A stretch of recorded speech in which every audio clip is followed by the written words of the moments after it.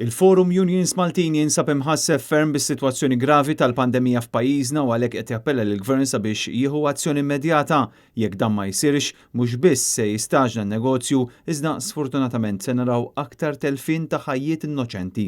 Fi stqarrija l-Forum qal li s-sitwazzjoni malajr qed taħrab minn idejn l-awtoritajiet bil-każi fl-ITU jiżdiedu fil-waqt li n-nies ma jistgħux ikomplu bil-ħajja normali tagħhom.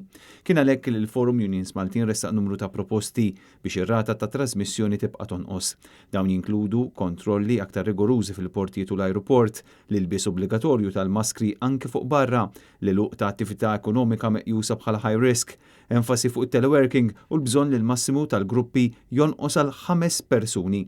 Fl-istqarrija tissemma wkoll il-ħtieġa li ssir kampanja edukattiva fost in-nies u li l-messaġġi li jinħarġu ma jkunux konfliġenti. Fattur li ddomina l-aħħar xhur meta rajna l-awtoritajiet tas-saħħa jitkellmu mod u l-Prim Ministru jitkellem mod ieħor.